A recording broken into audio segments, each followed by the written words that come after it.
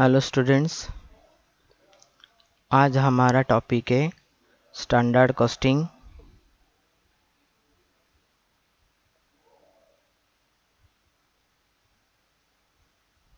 And variance analysis.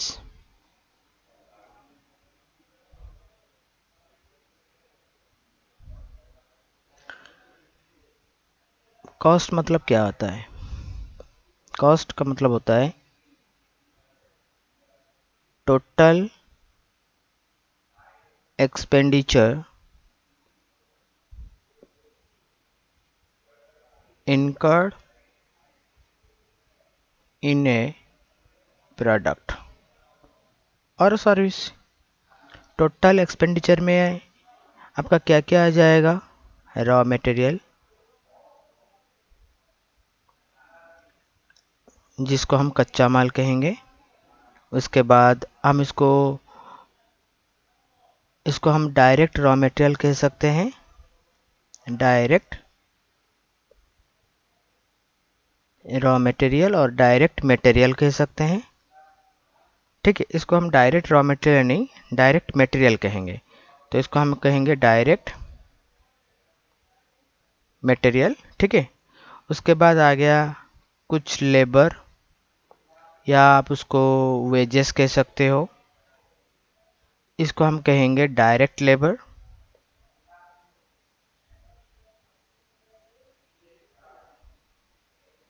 और कुछ other expenses आ सकते हैं, खर्चा, अदर एक्सपेंसेस, जिसको हम कहेंगे ओवर हेड कॉस्ट और ओवरहेड कॉस्ट। तो ये हो गया डायरेक्ट मटेरियल कॉस्ट, ये हो गया लेबर कॉस्ट, ये हो गया आपका ओवरहेड कॉस्ट। तो अगर हम लोग किसी प्रोडक्ट की कॉस्ट प्राइस कैलकुलेशन करेंगे तो हम अगर इसको सिंपल ऐसे लिखना चाहें तो हम ऐसे लिख सकते हैं, cost is equal to direct material plus direct labour plus overhead. ये हो गया हमारा किसी प्रोडक्ट का कॉस्ट प्राइस कैलकुलेशन करना। अब देखो, अब उसमें कहा कि उसने स्टैंडर्ड कॉस्ट कहा, ठीक है ना। एक वर्ड इसमें यूज करा उसने, स्टैंडर्ड कॉस्टिंग। अब देखो, इसमें स्टैंडर्ड का मतलब क्या हो गया? ये जो स्टैंडर्ड का मतलब आपका हो गया एक बेंचमार्क। बेंचमार्क आप कह सकते हो उसको, बेंचमार्क। बेंचमार्क मतलब एक मिनिमम, हमें एक मिनिमम स्टैंडर्ड मेंटेन करना है। तो ये हो गया हमारा बेंचमार्क। कॉस्टिंग क्या हो गया? अब देखो, कॉस्टिंग और कॉस्ट प्राइस में डिफरेंस क्या है? ये एक टेक्निक कह सकते हैं। जो कॉस्टिंग हमारा एक टेक्निक है, जिसको पर्टिकुलर हम कह सकते हैं to calculate cost price, to calculate cost price. Cost price को कैलकुलेट करने का जो टेक्निक होता है उसको हम कहते हैं कॉस्टिंग। तो अब अगर हम स्टैंडर्ड कॉस्टिंग को डिफाइन करें तो स्टैंडर्ड कॉस्टिंग का मतलब आपका कैसे निकलेगा? स्टैंडर्ड कॉस्टिंग आपका हो जाएगा, अगर हम इसका मीनिंग लिखेंगे तो हम मीनिंग कैसे लिखेंगे? इसका मीनिंग कुछ इस तरह से हम लिख सकते हैं, the cost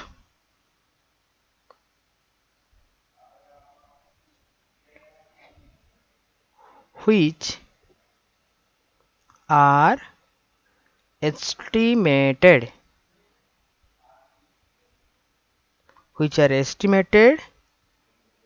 in advance।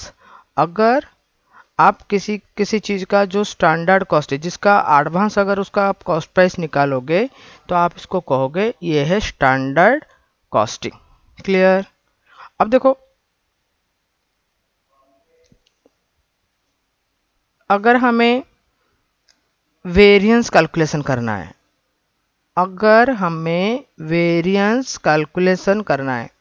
Variance का मतलब क्या हो गया? The difference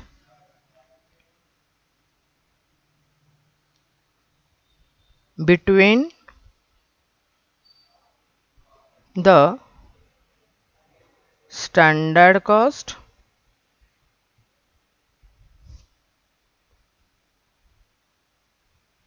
and the actual cost. अब आपने सोचा था कुछ खर्चा और एक्चुअली हुआ कुछ खर्चा, इन दोनों के अंदर जो डिफरेंस होता है उसको आप वेरिएंस कहते हो। मान लो आपने कोई एक प्रोडक्ट, आप सोचो आपने कुछ एक प्रोडक्ट तैयार कर, एक यूनिट का आपने कुछ सोचा कि मुझे एक प्रोडक्ट तैयार करना है, एक यूनिट प्रोडक्ट तैयार करना है। एक यूनिट प्रोडक्ट तैयार करने के लिए आपको क्या क्या चाहिए? आपको चाहिए मटेरियल, लेबर और ओवरहेड, ये तीन चीज़ चाहिए। तो आपने सोचा कि मुझे मटेरियल में खर्चा आएगा 5 रुपये, लेबर में खर्चा आएगा 3, ओवरहेड में खर्चा आएगा 2। तो ये जो आपने निकाला, ये जो 10 रुपये आपने निकाला, ये आपका हो गया स्टैंडर्ड कॉस्ट। आप इसको कहोगे ये मेरा स्टैंडर्ड कॉस्ट है 10 रुपये। लेकिन जब प्रैक्टिकली आपने एक यूनिट तैयार किया, ठीक है, आप अभी एक्चुअल कर रहे हो, तो इसमें आपका वही मटेरियल, लेबर और ओवरहेड का खर्चा आएगा। Material, labour, overhead. अब इसमें मटेरियल 5 की जगह पर खर्चा आया 4, लेबर 3 की जगह पर खर्चा आया मान लो 4, और एक्सपेंसेस आपका खर्चा आ गया मान लो 2, या 2 से तक बराबर हो जाएगा, इसको 4 पकड़ लो। तो टोटल आपका कितना खर्चा हो गया? 12 रुपीज़ आपका खर्चा हो गया। तो ये जो आपका खर्चा हुआ, मतलब आपने, ये आपका क्या हो गया? ये आपका आ गया एक्चुअल कॉस्ट। तो आपने सोचा था कि आपका जो खर्चा आएगा 10 रुपये आएगा, लेकिन आपका खर्चा आया 12 रुपये। तो इसका मतलब यहाँ पर जो 2 रुपीज़ का डिफरेंस आया, उसको आप कहोगे ये आया मेरा वेरिएंस। तो यहाँ पे वेरिएंस कितना आएगा? अगर हम यहाँ पर वेरिएंस कैलकुलेट करेंगे तो हम फॉर्मूला कुछ ऐसे लिखेंगे, standard cost minus actual cost. तो ये मेरा वेरिएंस आ गया। अब स्टैंडर्ड कॉस्ट कितना है? 12, 10। एक्चुअल कॉस्ट कितना है? 12। तो वेरिएंस कितना आया? अब देखो वेरिएंस यहाँ पर हम लिखेंगे, वेरिएंस अभी देखो जो भी आया माइनस में आया है, नेगेटिव आया। हमने सोचा था 10 रुपये, खर्चा आया 12, तो यहाँ पे जो -2 को हम -2 ऐसे ना लिख के हम इसको कैसे लिखेंगे? हम -2 को ऐसे लिखेंगे, टू एडवर्स। एडवर्स का मतलब होता है नेगेटिव, तो हम इसे टू एडवर्स लिख सकते हैं। अगर मान लो हमारा स्टैंडर्ड कॉस्टिंग ज़्यादा आता, ये 10 रुपये नहीं आके स्टैंडर्ड कॉस्टिंग हमारा 15 रुपये आता, तो मैं क्या लिखता है यहाँ पर? 15 माइनस 12 इज इक्वल टू 3। ये देखो ये आपका जो 3 आया वो पॉजिटिव आया, तो इस केसेस में हम लिख सकते हैं फेवर।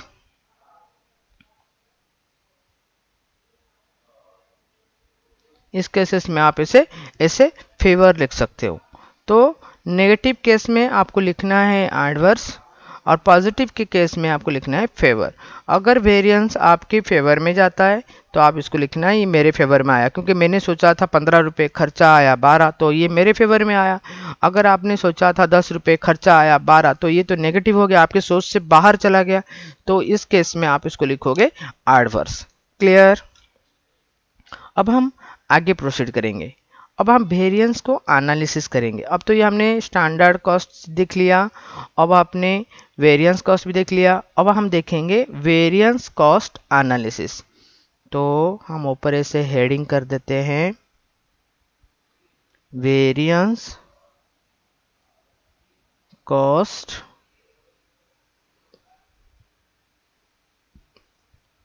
एनालिसिस। अब वेरिएंस कॉस्ट, आपको वेरिएंस समझ में आ गया, कॉस्ट समझ में आ गया। अब आपको एनालिसिस करना है, मतलब क्यों वेरिएंस आया। सबसे बड़ा क्वेश्चन है आपका वेरिएंस आता क्यों है। अब किसी प्रोडक्ट के कॉस्ट प्राइस, जो हम कॉस्ट प्राइस का जो कैलकुलेट करते हैं, कॉस्ट प्राइस में मैंने पहले ही बता दिया है, कॉस्ट प्राइस में आपका 3 चीज़ें आ गया। एक आ गया आपका मटेरियल, ठीक है, और एक आ गया लेबर,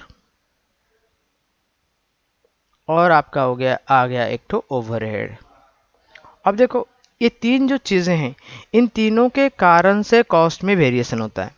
पहले आपने सोचा था मटेरियल में कुछ और खर्चा आएगा, अब मटेरियल में कुछ और खर्चा आया, वैसे लेबर में, वैसे ओवरहेड में।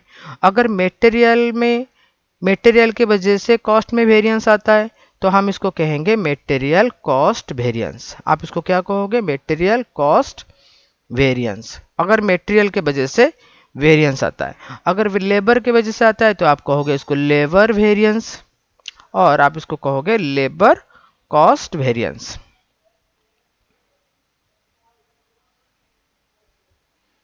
वैसे आपका ये हो गया ओवरहेड कॉस्ट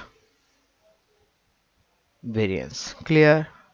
अब हम क्या करेंगे ना, यहां पर जो मटेरियल कॉस्ट वेरिएंस है हम उसको पहले समझेंगे। तो हम पहले हेडिंग कर लेते हैं मटेरियल कॉस्ट वेरिएंस। आप उसे कह सकते हो डायरेक्ट मटेरियल कॉस्ट वेरिएंस। आप उसे डायरेक्ट मटेरियल कॉस्ट वेरिएंस भी कह सकते हो, ठीक है। तो हम इसे ऐसे शॉर्ट फॉर्म में ऐसे लिख देते हैं DMCB। DMCB का मतलब हो गया डायरेक्ट मटेरियल कॉस्ट वेरिएंस। अब देखो डायरेक्ट मटेरियल कॉस्ट वेरिएंस में आपको मटेरियल कॉस्ट के ऊपर ध्यान देना है। अब डायरेक्ट मटेरियल कॉस्ट वेरिएंस को अगर हम कैलकुलेट करेंगे तो हम कैसे कैलकुलेट करेंगे? डायरेक्ट मटेरियल कॉस्ट वेरिएंस क्या है? ये आपका एक स्टैंडर्ड कॉस्ट। आप इसको कैसे करोगे? फॉर्मूला में कैसे लिखना है? अब देखो इसको हम लिखना है, एक मिनट इसको ठीक से लिखें थोड़ा। Standard cost, standard material cost, इसको हम पूरा पूरा ऐसे लिखें standard material cost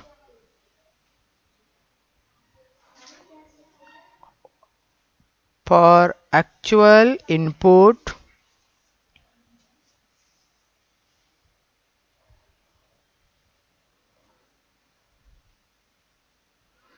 standard material cost for actual output minus actual material cost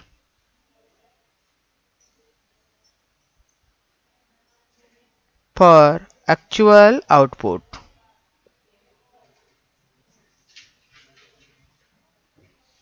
अब देखो यहाँ पर आपको पहले कैलकुलेट करना है स्टैंडर्ड कॉस्ट, ठीक है ना।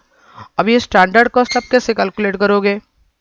स्टैंडर्ड कॉस्ट के लिए आपको चाहिए स्टैंडर्ड प्राइस, जो आपने पहले सोचा था।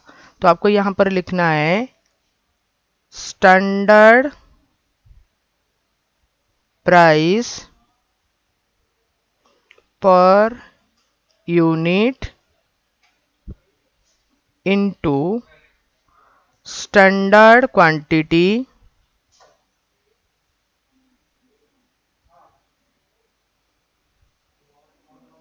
for standard quantity used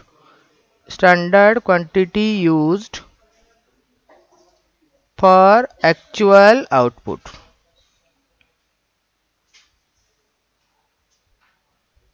clear?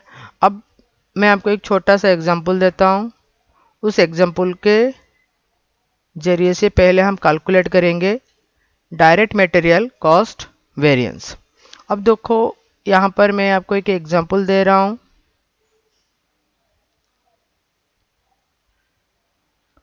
इस एग्जांपल में मान लो हमें 100 यूनिट्स के आउटपुट चाहिए, ठीक है।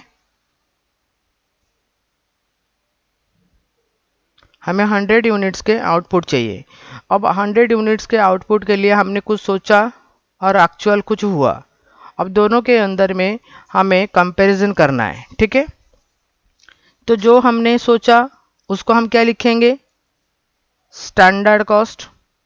मतलब ये हमने मिनिमम एक कॉस्ट सोच के रखा था, और जो एक्चुअली हुआ हमारे साथ तो हम उसको लिखेंगे एक्चुअल कॉस्ट। 100 यूनिट्स के लिए हमने जो मटेरियल सोचा था कि हमारा जो मटेरियल यूज होगा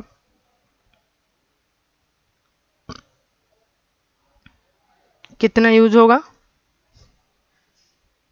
हमने मटेरियल सोचा था हमारा मटेरियल मान लो 10 kg कुछ रॉ मटेरियल हमारा यूज होगा। प्राइस क्या था हमारा, स्टैंडर्ड प्राइस हमारा क्या रखा था हमने कुछ स्टैंडर्ड प्राइस को मान लो ₹10 करके रखा था पर KG.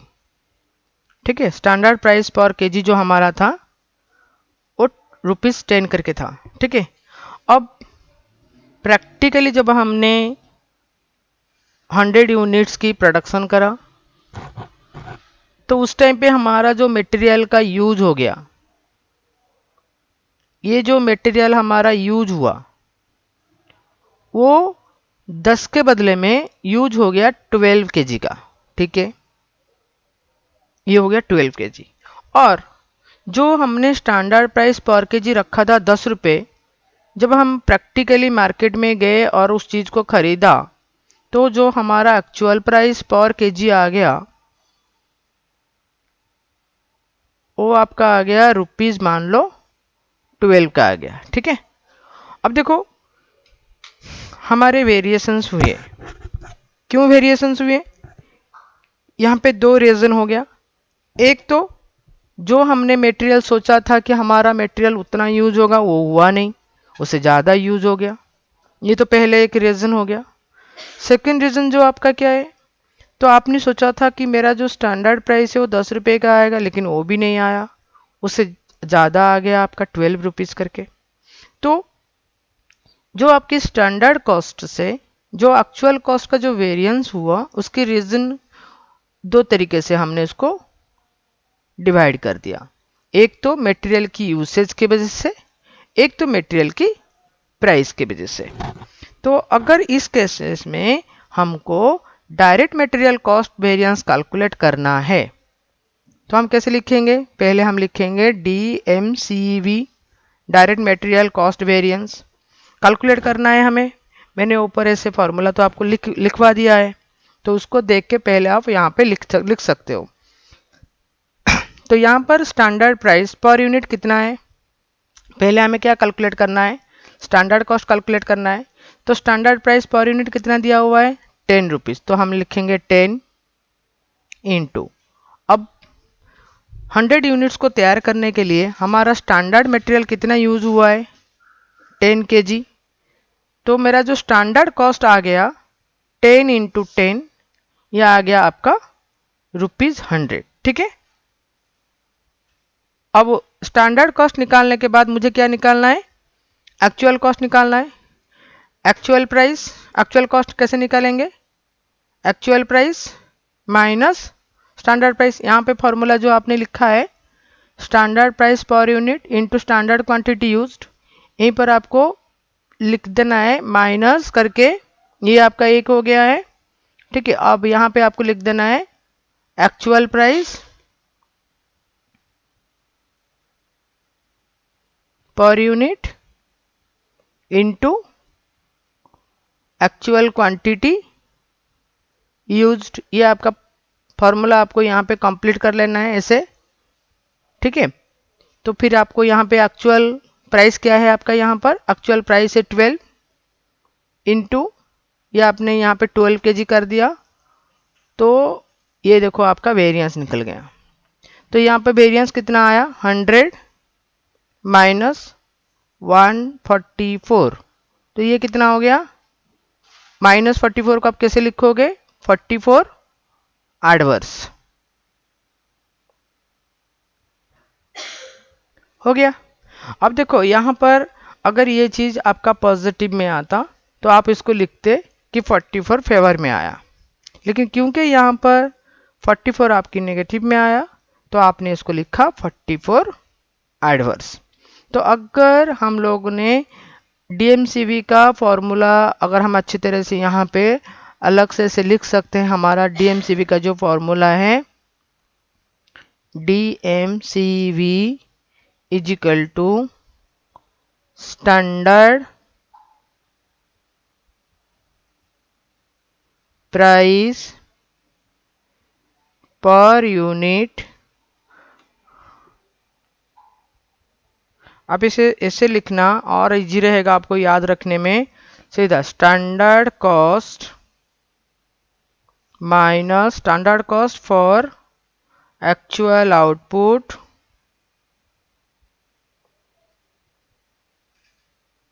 Minus actual cost, simple actual cost. बस आपको यही फॉर्मूला याद रखना है। इसी फॉर्मूला से आपका direct material cost variance calculate होएगा। ठीक है, अब हम चलते हैं इसकी जो नेक्स्ट फर्दर प्रोसीडिंग पर। यहाँ पर देखो हमने क्या करा, हमने डायरेक्ट मटेरियल कॉस्ट जो वेरिएंस है डीएमसीवी को हमने तोड़ दिया। ठीक है, हमने इसको दो भागों में तोड़ दिया। अब इसमें डायरेक्ट मटेरियल कॉस्ट वेरिएंस क्यों आता है, तो मैंने आपको पहले बताया, एक तो मटेरियल यूसेज के कारण आता है, मटेरियल यूसेज के कारण, क्योंकि आपने सोचा था 10 kg लेकिन हुआ 12 kg, ये तो यूज के ऊपर हो गया। आपने ज़्यादा मटेरियल यूज कर दिया इसलिए मटेरियल का कॉस्ट का ज़्यादा आ गया। या दूसरा जो रीज़न क्या था आपका, मटेरियल प्राइस पर, मटेरियल प्राइस के चलते।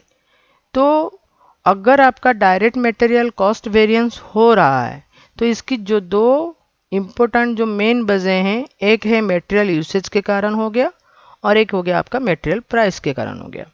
अगर देखो मटेरियल यूसेज के वजह से अगर आपका कोई वेरिएंस निकलता है तो आप इसको लिखोगे डायरेक्ट मटेरियल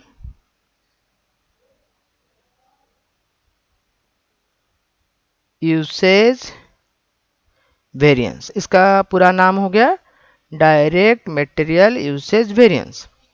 अगर प्राइस की वजह से वेरिएंस हो रहा है तो आप इसको लिखोगे direct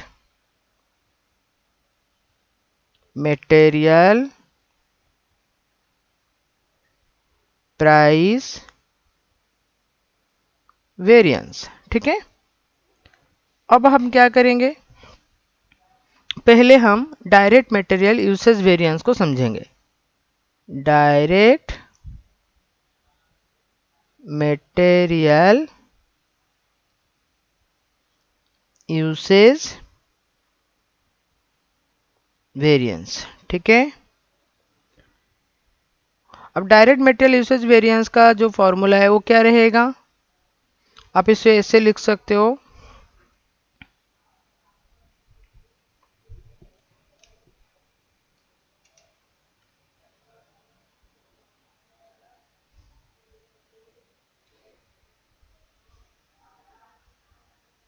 standard material cost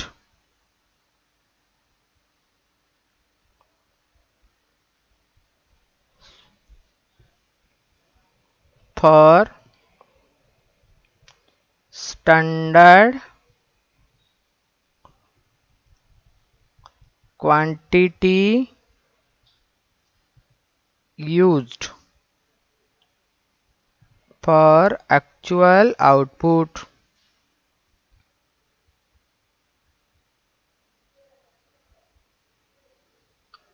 mine, ये हो गया आपका एक तो standard material cost for standard quantity used for actual output minus actual नहीं, एक्चुअल नहीं, standard standard material cost, standard material cost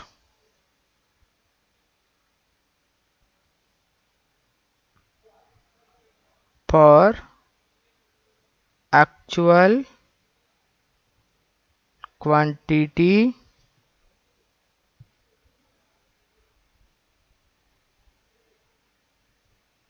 used.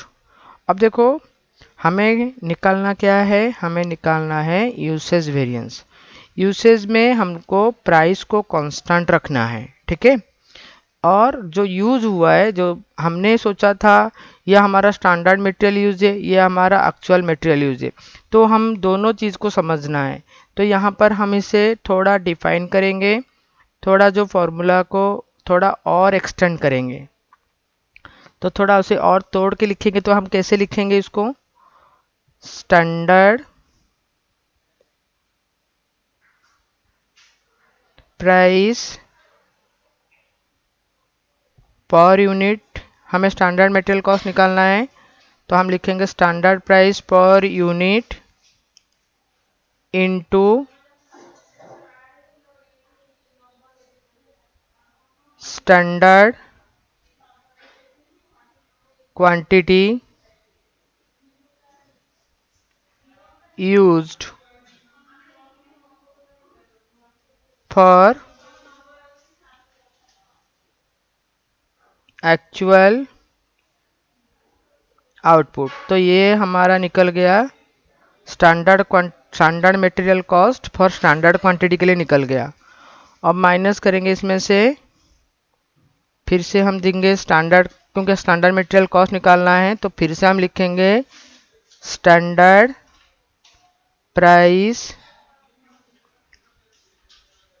Per unit into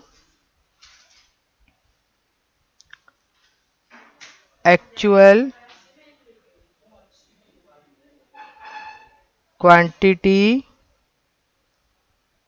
used for actual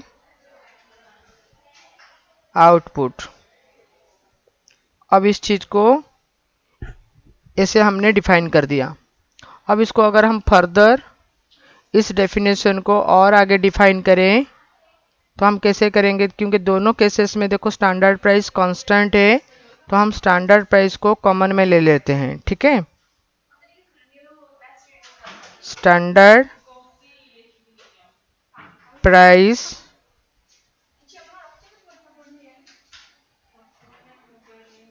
per unit को हमने कॉमन में रख दिया, फिर हम ब्रैकेट यहाँ पे से स्टार्ट कर लेंगे। तो हमें क्या चाहिए, स्टैंडर्ड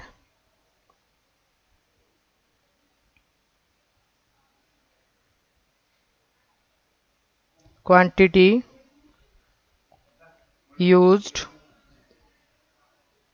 फॉर एक्चुअल आउटपुट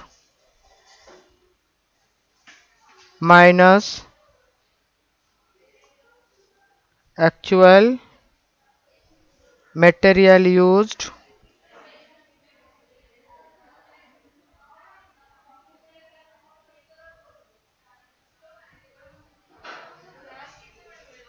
ये हो गया। अब यहाँ पर देखो, आप इस फॉर्मूले से यूसेज वेरिएंस का जो है वो आप कैलकुलेट कर सकते हो। तो हम यहाँ पर एक एग्जांपल ले लेते हैं जहाँ पर हमें स्टैंडर्ड यूसेज वेरिएंस, हमें मटेरियल यूसेज वेरिएंस कैलकुलेट होगा। तो हम क्या करेंगे, एग्जांपल ले लेते हैं, जो हमारा आउटपुट है, ठीक है। आउटपुट को यहाँ पे वैसे 100 यूनिट्स ले लेते हैं कि हमारा 100 यूनिट्स की आउटपुट है। तो इसके लिए हमने कुछ सोचा और कुछ हुआ, ठीक है, जैसे हमने पिछला क्वेश्चन किया था वैसे ही है। तो यहाँ पर हमारा जो स्टैंडर्ड मटेरियल यूज हुआ है, स्टैंडर्ड मटेरियल जो यूज हुआ है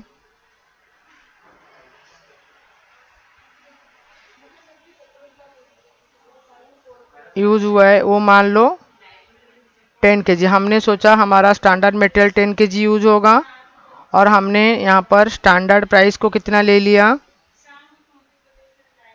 स्टैंडर्ड प्राइस पर केजी हमारा आ गया मान लो ₹10, ठीक है। अब आपका जो एक्चुअल है, एक्चुअल मटेरियल कितना यूज हुआ है,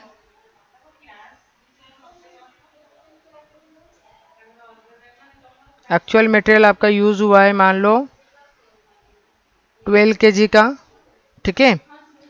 जो एक्चुअल प्राइस पर यूनिट है वो आपका हो गया ₹12। ये हम जैसे पिछला क्वेश्चन था सेम क्वेश्चन को रिपीट कर दिए। अब इसमें हम लोगों को मान लो कैलकुलेट करना है। क्या कैलकुलेट करना है? हमें कैलकुलेट करना है स्टैंडर्ड कॉस्ट, कैलकुलेट करना है standard sorry direct material usage variance calculate करना है, ठीक है। अब डायरेक्ट मटेरियल यूसेज वेरिएंस का जो फॉर्मूला है, ए वाला जो फॉर्मूला है, इसी को हम पुट करेंगे। स्टैंडर्ड प्राइस पर यूनिट कितना दिया हुआ है? स्टैंडर्ड प्राइस पर यूनिट आपका दिया है 10 रुपीज़, तो आप यहाँ पर 10 रुपीज़ लेना, ठीक है। उसके बाद लिखा है standard quantity used, standard quantity आपका कितना यूज हुआ है 10 kg, तो आप यहाँ पे 10 kg लेना, माइनस उसके बाद आपको क्या लिखना है actual material used, actual material used हुआ है 12। देखो फॉर्मूले से आपने ऐसे डायरेक्ट इसको पुट कर देना है, तो यहाँ पर कितना आ जाएगा 10 -2, तो जो रिजल्ट आएगा नेगेटिव में आएगा 20, तो आप इसको 20 ऐसे लिख दोगे एडवर्स।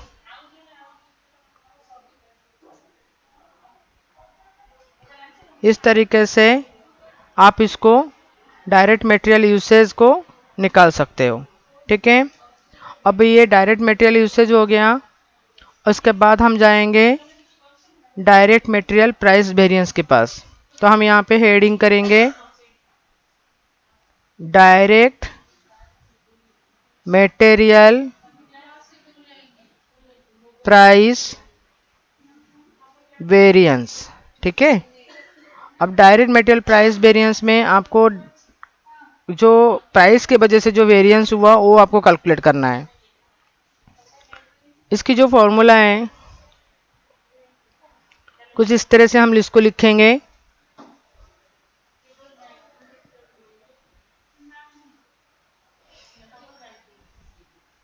यहाँ पर प्राइस की वजह से हुआ है तो हमें क्वांटिटी को फिक्स रखना है, एक चीज़ आपको दिमाग में रखना है, इसी हिसाब से हम लोग यहाँ पे फॉर्मूला लिखेंगे।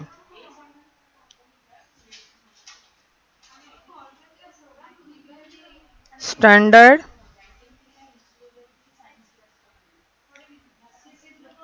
Standard material cost for actual quantity used minus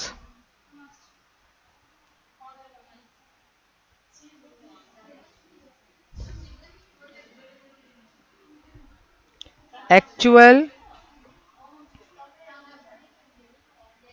material cost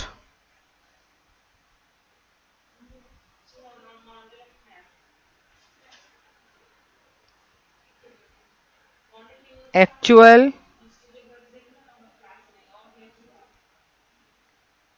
quantity used. अब यहाँ पर इसको थोड़ा और डिफाइन करेंगे। Standard material cost for actual output को कैसे कैलकुलेट करना, स्टैंडर्ड मटेरियल कॉस्ट दिया है तो हमें स्टैंडर्ड प्राइस चाहिए, standard price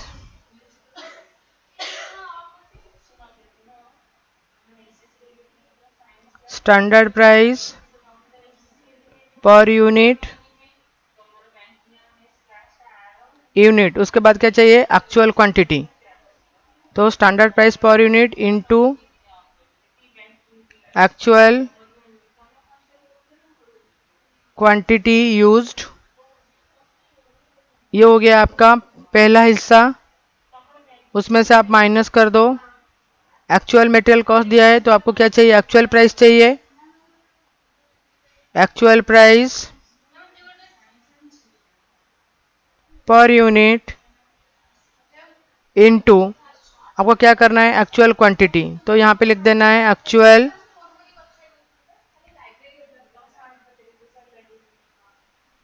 quantity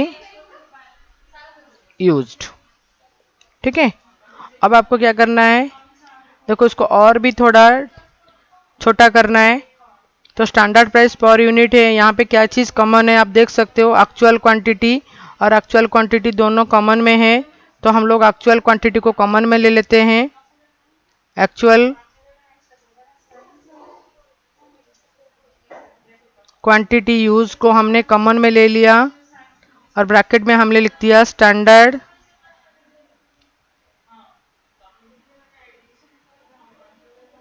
price per unit minus actual price per unit. तो आपने इसको ब्रैकेट में रख लिया। अब देखो यहाँ पर करना क्या है आपको, सिंपल में जो एग्जांपल हमने पिछले डिस्कस किया था उसी का ही हमने यहाँ पे कैलकुलेट कर लेते हैं। Direct material price variance is equal to आपका एक्चुअल क्वांटिटी कितना यूज हुआ है 12, स्टैंडर्ड प्राइस आपने क्या सोचा था 10, एक्चुअल प्राइस आपका क्या हो गया 12। अब देखो यहाँ पर कितना आ गया 12 इंटू -2, तो ये आ गया आपका 24 एडवर्स। ठीक है, ये आपका आ गया 24 एडवर्स। अब 24 एडवर्स हो गया। अब देखो मैंने पहले ही आपको कहा था कि जो हमारा डायरेक्ट मटेरियल कॉस्ट वेरिएंस है इसकी दो कारण हो गया, एक आपका हो गया direct material usage variance plus एक हो गया direct material price variance. Clear.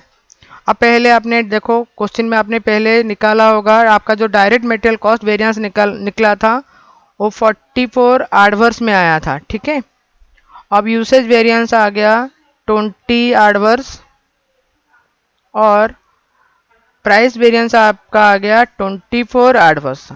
तो ये आपका प्रूफ हो गया कि जो डायरेक्ट मटेरियल वेरिएंस है, डायरेक्ट मटेरियल कॉस्ट वेरिएंस है, वो आपका usage variance plus price variance दोनों को मिला के निकल सकता है। तो जब आप एग्ज़ाम पे ऐसे क्वेश्चंस आएंगे तो आपको क्या करना है, आपको पहले ये तीन अलग अलग से कैलकुलेट करना है, फिर एंड में आपको चेक कर लेना है कि जो डायरेक्ट मटेरियल कॉस्ट वेरिएंस है वो डायरेक्ट मटेरियल यूसेज वेरिएंस और डायरेक्ट मटेरियल प्राइस वेरिएंस दोनों को मैच कर रहा होगा। ठीक है।